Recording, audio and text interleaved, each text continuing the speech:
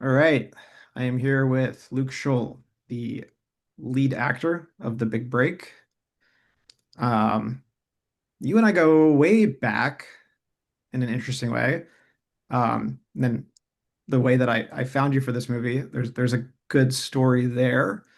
But I think I'd first like to know how you got into acting because when we met, I had cast you in something that I had access to like a very robust audition process. It was like just I was in film school and my roommate had like this whole studio and I had like dozens of actors come and audition. So I must have been 22 at the time. So this was like over 15 years ago. That And was the name of your film too, 22, right? I think it was I never finished it. Yeah. Unfortunately, it was not it was a very, very big learning curve for me. And we could talk about that at some point, though. I don't think it's the most interesting thing, but I was very much learning um, what I wanted to create as a filmmaker, which weirdly came full circle, I think, with this movie. And you happen to be on these like edges, but like when you came in, I was like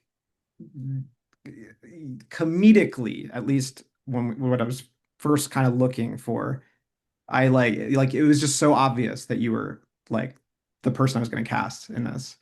Your comedic deliverance was just on a whole other level of anyone else that I was auditioning, and this was in New York. So like clearly you have been acting for a long time and really have developed at the very least for a very long time like a comedic style that is unique. You The, can't tell by looking at me though. I look pretty serious, right? I, I think that's partially why your comedic deliverance is so powerful because you're able to like go back to that kind of poker face really quickly. Yeah. Yeah, that was a fun project. I mean, that was a crazy time in my life when your film was happening. I know, right? Um my sister was in the hospital and but it was just yeah, it was a good experience and I enjoyed working with you and as a good group of people and yeah, I would say that when I got the email from you 16 years later to be in this project, I was like, oh yeah, of course. Yeah, let's do it. I feel like knowing what you were going through during that and knowing how I told you this when we first talked. I was like, if I because that student film was just like, uh, in my opinion, just well, I never really finished it. So because it never really like honored, I guess, the work you put into it and your performance and just knowing what you were going through, I hope that in some way this movie, if it gets out there in the world, like makes up for it 16 years later. Yeah, yeah, makes up for the death of my sister. That's This not exactly what I'm trying to say.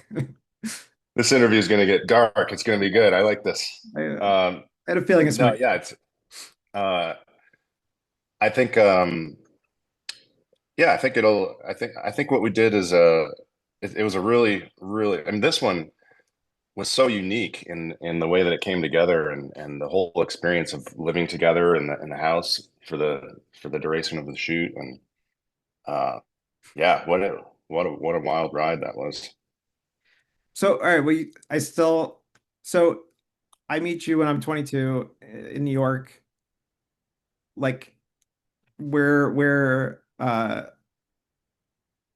what led you to that point? Like you were clearly pursuing acting, and you're not too much older than me. We're similar age, so you've been Yeah. pursuing acting since I imagine you were for quite some time. Yeah, I got into acting really when I was in high school. Started doing all the plays. We did 3 plays a year, and I loved it. Um, and kind of leading up to that, I had a camcorder that I was making funny videos, home videos, and stuff. So it was my outlet. It was my creative outlet. It was just what I grasped onto in this period of chaos in my life with like my parents divorcing and everything. So that was my way of of just having something solid or some way to express myself or find a community. Um, and so the plays, yeah. And then after high school, I went to New York.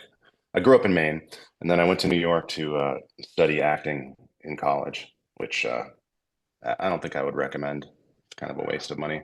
But I I- figured that out halfway through, and then was like, okay, I don't need a degree to do this.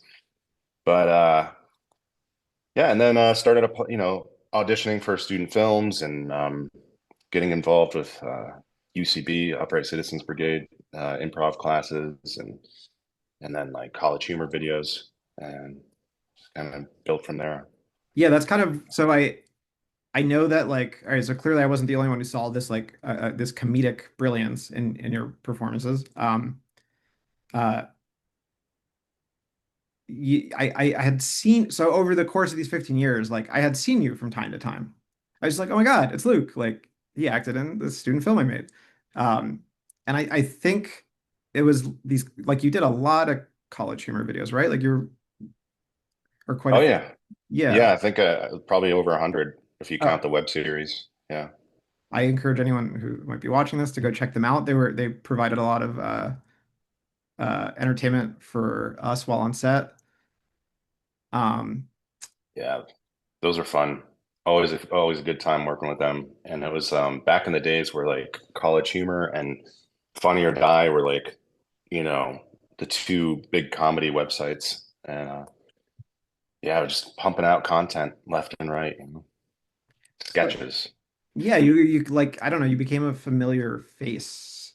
Uh, I would I would imagine to people like who hadn't known you. So it was I feel like I saw you in other productions too. Like you had quite a few roles throughout the years where I just remember seeing Yeah. your face and it's just like always like oh my God, Luke. And so you've like I think that's what like kind of kept you in my mind and kind of made me know that you were still acting, um, which I think Little roles, like just nothing, nothing big, no big break, but little roles here and there. And like I was you never know. Like one time, my friend texted me a still shot of me on I was on this film called Other People. It stars Jesse Plemons. And I seen with him, but in the film, I played this guy that he recognized from porn. So there's like I'm like an employee at a burger shop, and I'm ringing up his order, and but he's like, wait a minute, he sees my tattoo, and then it cuts like you see me like doing a solo scene or something. He sent me a still shot. He's like, hey, good to see you're working. Yeah. Yeah, I mean that's how I felt like over the past decade, just seeing you sporadically and all right, so here's like in this project, it's Charlie. This is a comedy, but it's a very dark comedy, and it's not like um the role that you play.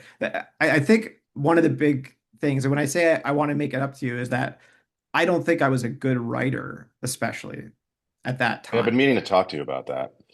No, I'm just kidding. Well, in the sense that like I think I was trying to write more stylistically, and I think I finally am learning how to write complex characters. And um, for me, that was like a big development with this script and why I felt like I really wanted to like make this movie. But there's no way I could have done this without you. And I honestly can't even imagine what this movie would have been like had you not come on board. Um, and yeah, we can get into that, which I had originally. Uh, I wrote this not like Chris was very much like I wrote the role for him.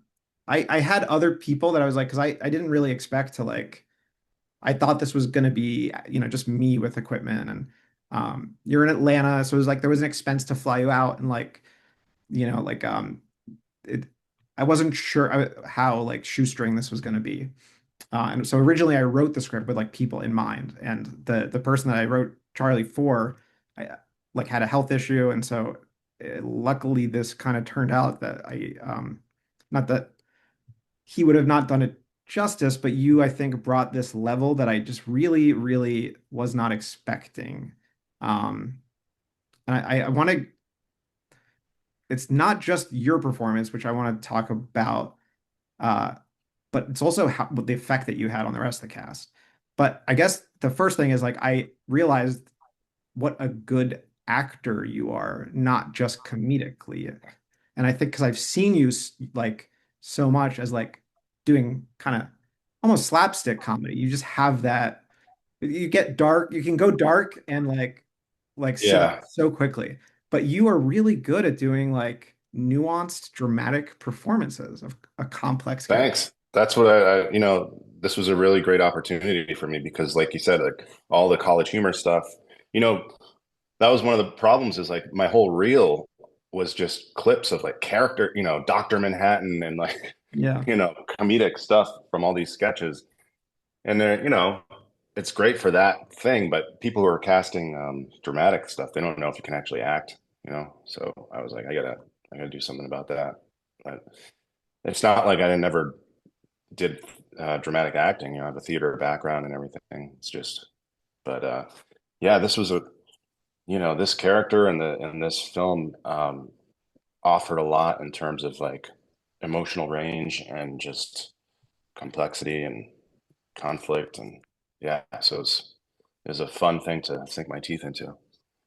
Yeah, I think we were kind of figuring it out as we got along. I mean, as we went along, like you literally flew in, I think like the late on the night before the morning we started filming. So we rehearsed I think a little bit as a team like over like Zoom calls, but I mean, you flew in and we started shooting immediately. And um I was like it took a day, I think, or like maybe I mean it took a couple days, but it was I did learn very quickly like the range that you had and how seriously you were taking the role and like how uh like you and I arguably I mean Trevor had some film experience. So we should say this movie was made essentially in the production was seven people, four cast, three crew. You and I are the only people that have had any like film background. Trevor had some acting experience, but you and I are the only two people on set with any film insight. And yeah, I like maybe I don't know, like knowing what was that like for you? That must have felt for me, it was like the biggest breath of fresh air. Like you knew that I would need takes that like, and the editors have even said this, like you were so aware of continuity and like you brought this professionalism that again just can't imagine what this movie would have been like without having at least like that anchor of professionalism that I was able to connect with. Thanks. Yeah, I mean, I guess when the bar is that low, you can really shine. Yeah, it's I don't know. I did want to take it serious and especially because of the nature of the shoot being filming an entire feature-length film in the span of what was it like 6 days, something like that. It was 6 days. I think it was, yeah, 6.5 days or something like that. Yeah, so I was like, well, I got to really be prepared for this, at least in terms of, I mean, I'm not going to be able to have much time to memorize stuff on set. Yeah. So the weeks leading up, I was working scenes and I was in an on-camera class just to stay sharp and to, work audition technique and stuff. And so I was bringing in scenes from that just to have it, it's not like we were going to have much rehearsal time or anything. So I was like, I got to be ready. So yeah, it was like very fast pace and we were doing it.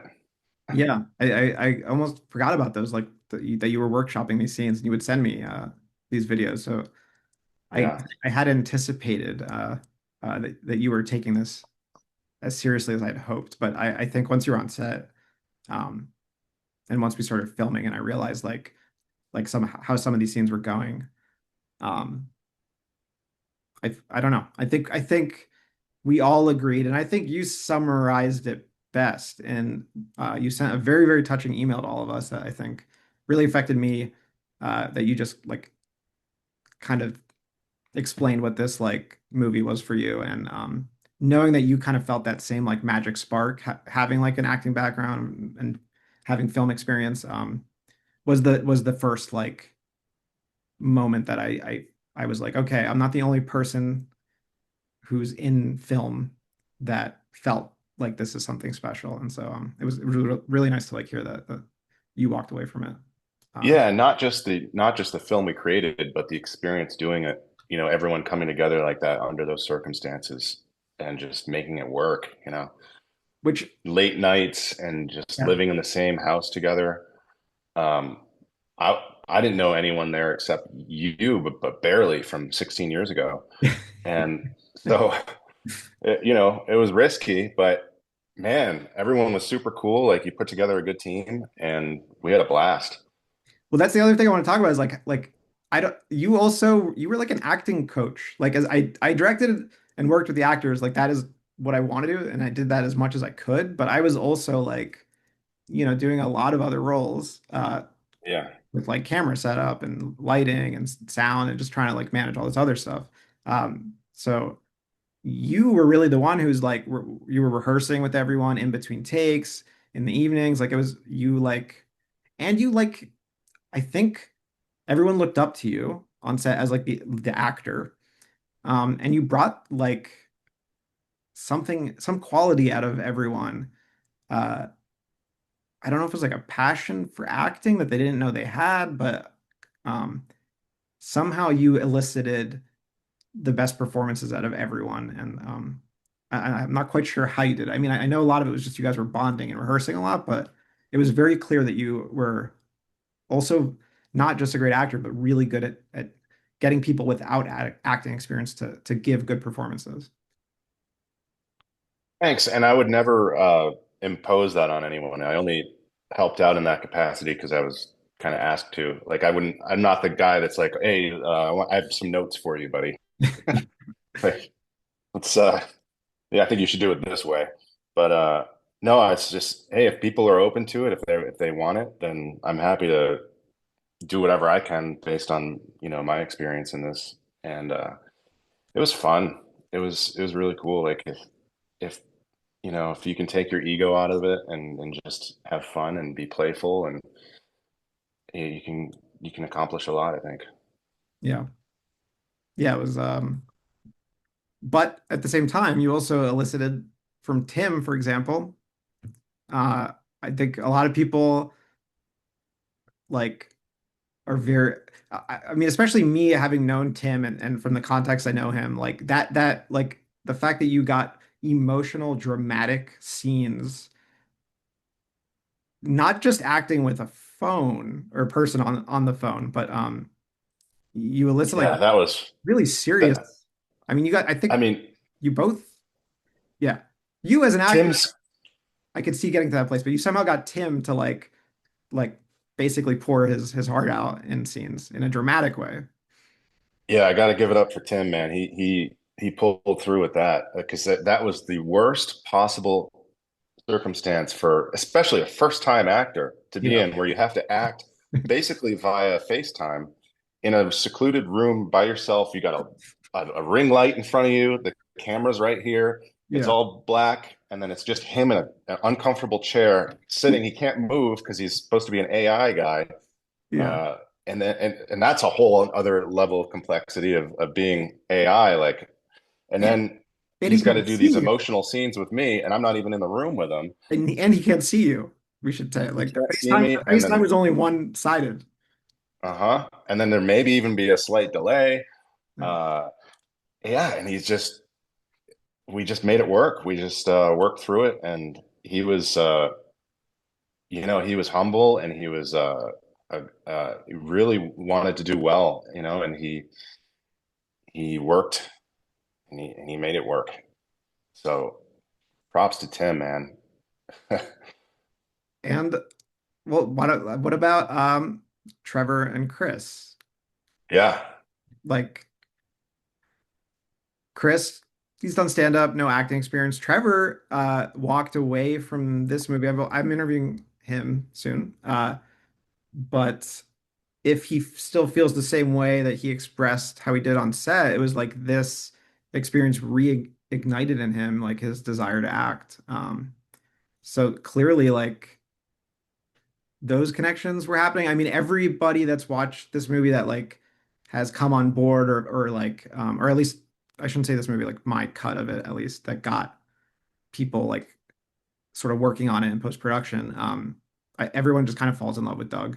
Uh, like Chris's performance is just like it's just so charming and again like and then Trevor also like Travis's character. I mean that the Charlie Travis dynamic is really the like that's the central conflict of the movie. And Yeah. again like I so much of their performances revolved around what you were bringing to the table. Yeah, I Um, think everyone was just super open and had a good work ethic, and we were all just vibed and we're having fun together. We would go out in the patio and in between takes or on break and kind of run lines and help each other out. And so it just came together. It meshed really well. It was a good team. Um, you had a good intuition or instinct for like the personality types and the people coming together like that. So well, I think yeah, because I knew that like what I thought this movie was going to be, which is like um since I didn't anticipate having a professional actor, I thought I really had to rely on like knowing the people that I'm going to be working with. Um, and really in the end, Chris is kind of the only one that like I was able to do that with because I really wrote that role for him. Tim had his own story where like I didn't even know the character of Alan was going to be played by a human. And I went to him for advice and that's how he ended up coming on board as its own story. But yeah, I didn't realize I was going to have professional actors. So I think part of it was that I knowing that I would have to like kind of rely on um like a sort of natural personality of the people that were going to be in it. I just really wrote parts for people that I thought were interesting that I would have access to and would be able to like be a part of this. And I think that was part of the instinct was like that's how it started. But yeah, I feel very lucky that like you were able to like come help anchor it from an acting an actor who has experience. Just kind of bringing it all together. I really like. I really think you were like the key to sort of elevating this into something that has we've now spent a year. It's been a year since we filmed it. yeah, I thought I was going to edit this movie myself. We now have uh, four people working in post production. I mean, it's been quite a process. yeah. Yeah. Oh, I'm just gushing about working with you. I haven't talked to you in a while, so it's nice to see you. Uh, Likewise, man. yeah. So,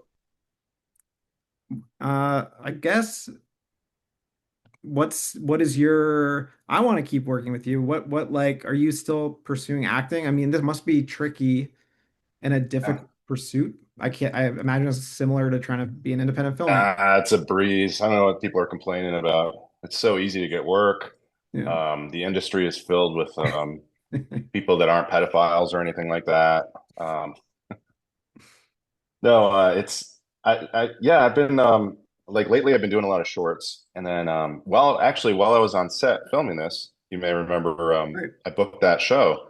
The uh, Dracula Comedy of Terrors is a regional theater production up in Maine, where I'm originally from, at the public theater there. And um, I know Tim. Trevor, yeah, Trevor actually helped me with the callback. We had a virtual callback Right. like while we were on break from shooting, Yeah. and booked it on the spot there, and that was super cool. So I did that in October, like following our shoot, and yeah, and then since then been doing short films um, down here in Atlanta, and but yeah, the industry is really bad right now, just across the board. And my agent just left the business. Oh My no. Atlanta agent, yeah. Then I have to get another one. And it's just a lot of stuff was shut down, you know, following COVID, there were a bunch of protests and things weren't shooting, and it's just a wild time. Yeah, I've had this conversation a little bit with like my brother who works in the industry and Saham, one of our uh, who's part of our editing team. They both live in LA and I guess are really kind of the only two people who I guess you could say are like working in LA, like in the industry. Um, and it just sounds very rough, which is just surprising to me because I feel like there's such a demand for like newer content, newer voices. I hope the sort of optimistic through line for this is like maybe there will be this sort of new wave of like independent films coming out, and I hope that that's the case. I feel like we really need. Yeah. Yeah, I've always believed that you just got to make your own stuff and put it out there. So is the ultimate goal film or theater or both? The ultimate goal is to have a G-Wagon and just a harem, you know, a harem.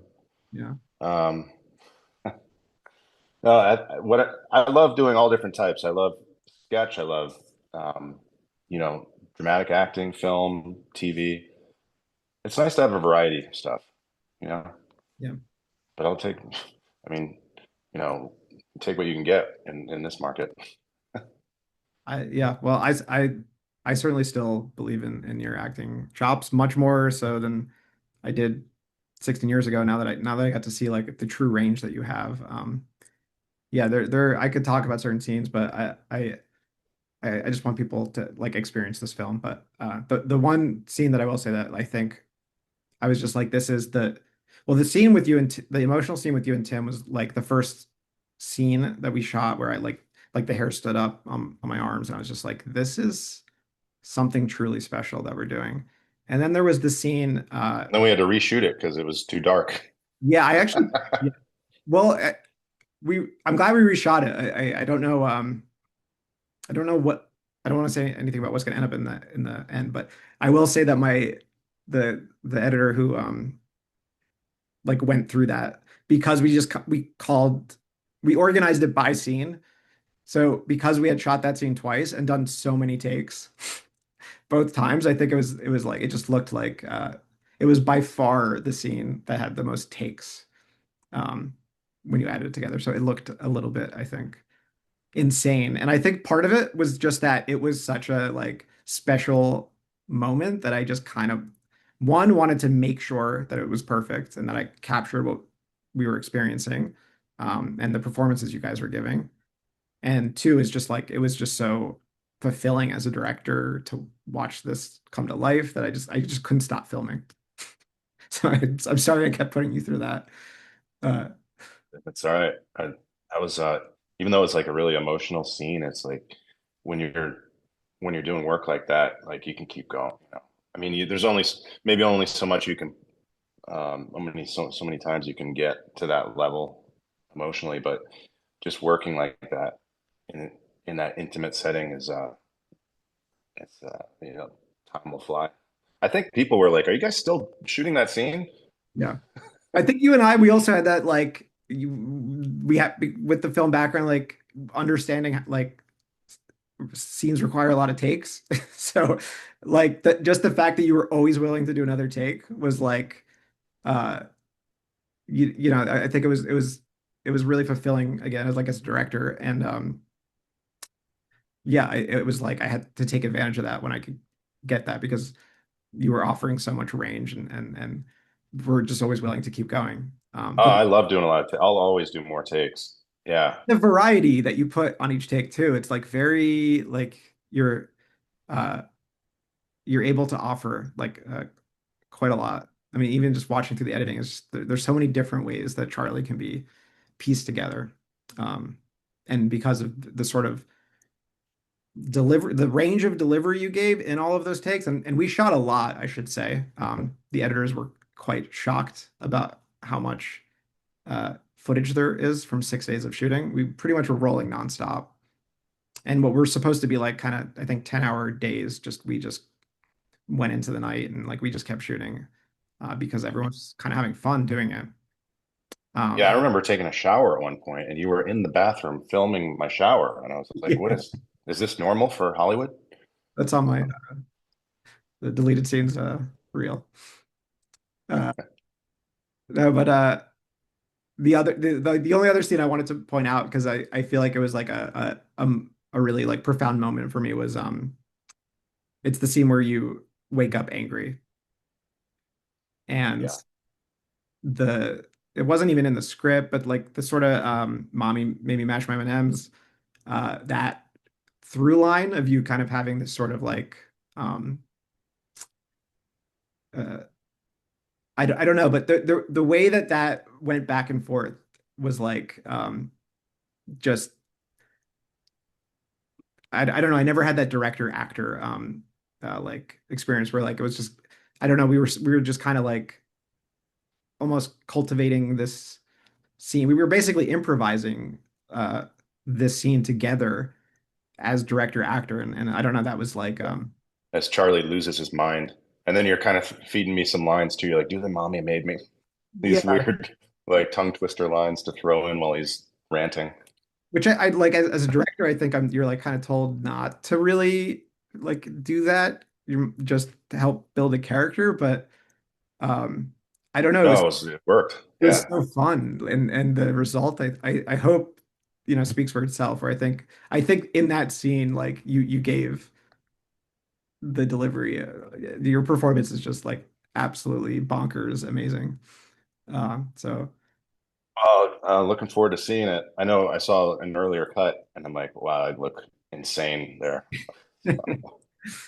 I think that early cut was like that was because I thought I was going to edit this. It was more or less me like um kind of realizing like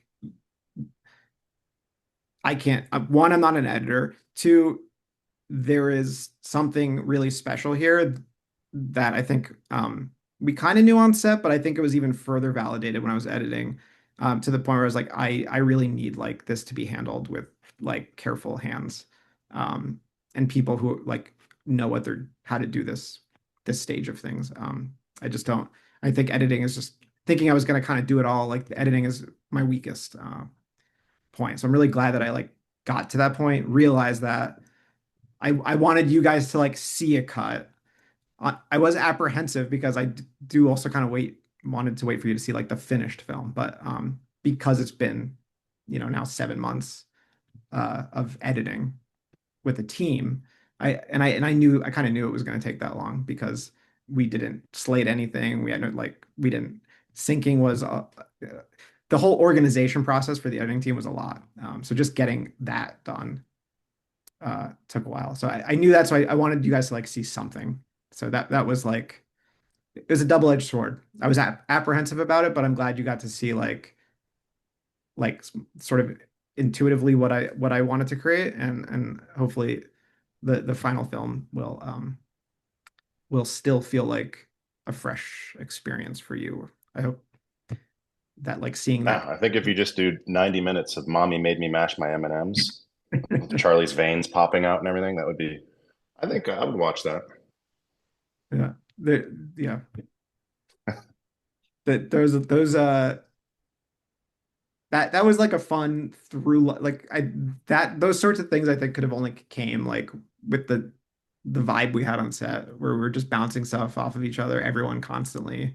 Um Yeah. and I yeah, would watch 90 minutes of Doug just popping his head in and be like, "What's up, dude?" And then saying some weird, funny line. yeah. Yeah.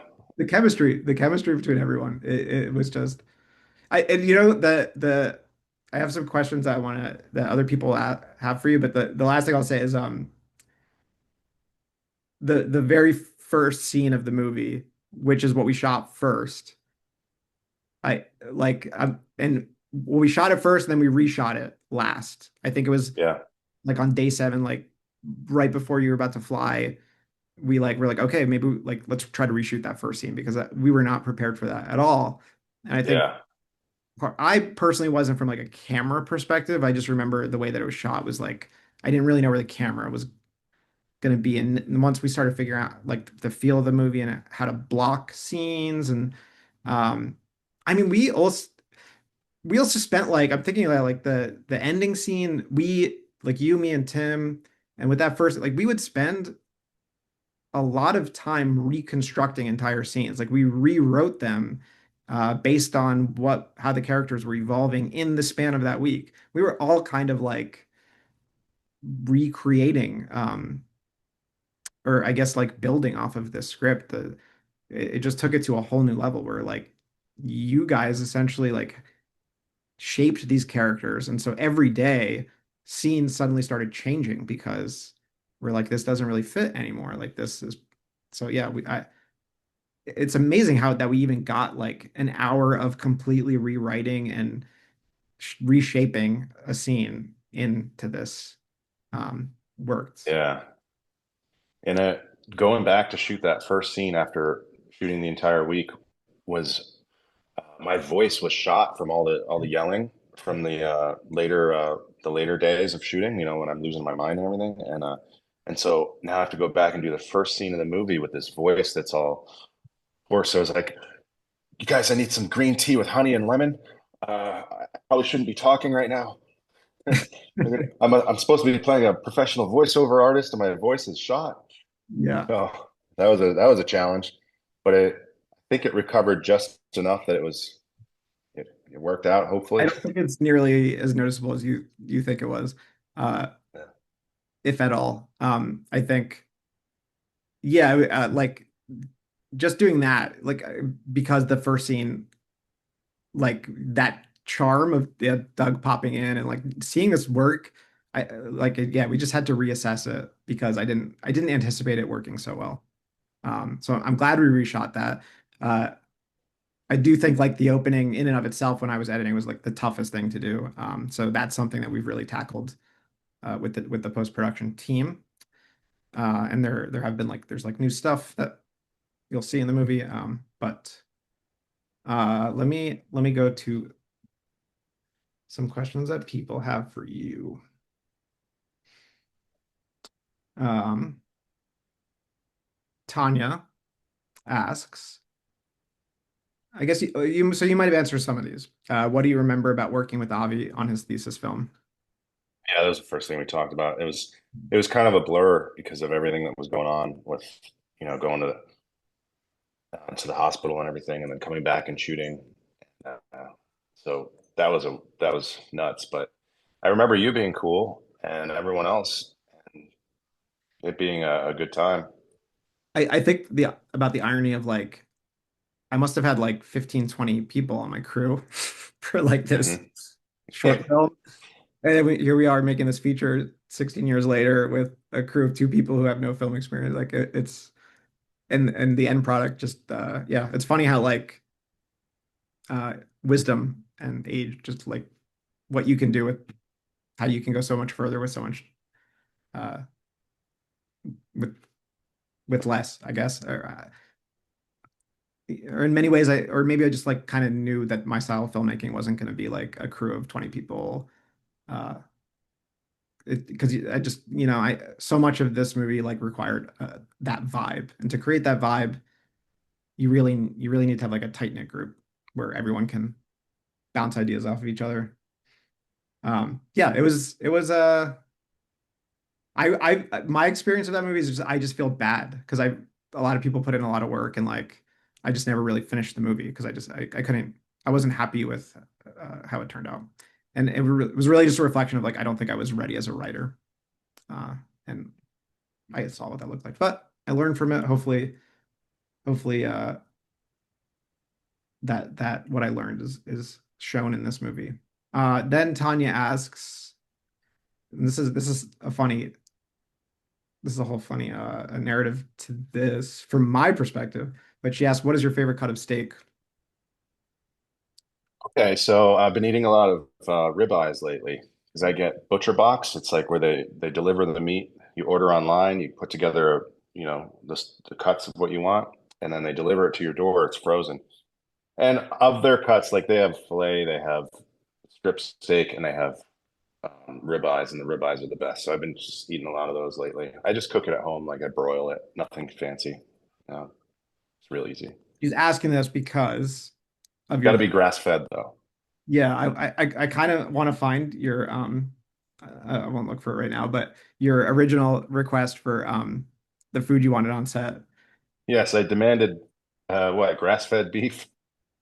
I was It on a very strict diet. was quite a list. And we had a lot of difficulty finding some of the things that you'd wanted. I don't know, we spent like just an afternoon grocery shopping, and I just remember it being very funny. Like Yeah. how specific some of the things were. Um, Organic, wild, like we couldn't find wild blueberries or what the berries. Like we found organic and we found wild, but you had requested organic wild, and we like couldn't find that. Oh, that's my mistake. I think if they're wild, they're Oh, like already organic, like oh, because they're oh. wild. There are a couple things like that, but it was funny.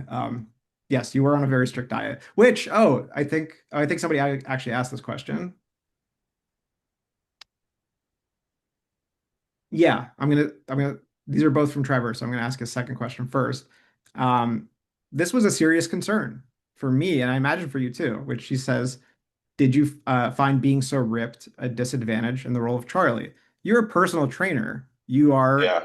You are buff, and like Charlie, like I remember our first conversation, we're like, should we make Charlie like should he be working out? It was just like this does not fit this character at all. So Yeah, we just wore some baggy clothes and tried to cover it up, you know? yeah. Yeah, there's like a couple shots where like you can see your bicep, and I'm like, but more or less we handled it pretty well. Yeah. Yeah, it wasn't really that much of a concern for me. If you wear the right stuff, you can work around it. And yeah, it's not I like just I'm in my head about it the whole time. I there were like a couple days where I spent some serious time like, should I rewrite like Charlie to fit you? Just because I was like kind of tailoring the characters for the actors, but yeah, baggy clothes worked out. Trevor also asks, what were some takeaways from your first starring role in a feature film? Takeaways, uh, how important it is to have the right group of people. 'Cause like I said, I mean, that could have gone so wrong, right? If we just clashed Yes. and people had egos and this was for this was such a like low budget situation, so you have to be able to adapt and work on the fly and set your ego aside and just go with it and have fun. But that's not really anything new for me. I mean, coming up through the sketch comedy stuff, it's a lot of. I mean, they were professionally shot, but it was still, it's fast and it's um, huge budget. You're not making money from it really. Yeah. So yeah, but yeah, takeaway was it was an amazing experience that I would love to do again. And um, Well, we're hoping to make more movies. We'll see what happens with this one. Uh, but definitely not letting go of this group because it was too much fun. Uh, Last question is from Steven, who is our editor.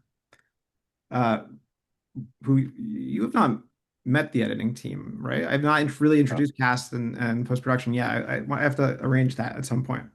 It's going to be very funny because they've been watching you for the past 7 months nonstop. So it's going to be interesting because they're going to feel like they know you, but you haven't met them. So Steven says, what is it that you do to prepare your mind for a certain character? Do you focus on something specific to prepare for a role, like music or a moment in life? good question. Um, it really depends on the character, and the project. This guy was a voiceover artist, so it's not that much of a stretch for me. I've done voiceover and do a lot of different character voices and stuff. So I didn't really even have to prepare that much in terms of the vocal changes that I did because those are just in my repertoire. Um, I I prepared mostly for this by because I knew that it was going to be such a fast-paced shoot, all in like within the span of a week. So, like I said, running it in class, just getting as familiar with the material as possible and ready to go. I got there. Yeah, like some of the emotional stuff, there's different techniques. Like you can think about stuff from your own life, or you can just try to be present under the imaginary circumstances that you're working within. Um, I Y- do a little bit of both. I remember the emotional scenes. There was like you at times you would need to mentally get to a place. So you were clearly going through like a preparation process. Yeah, yeah. So it just depends on the character and what's going on and who you're working with. Yeah, and the last thing I'll sort of end on is the that the fact that Charlie was a voiceover actor. I like I didn't like realize what you were going to bring to that because I had written this role before knowing you were going to be in it.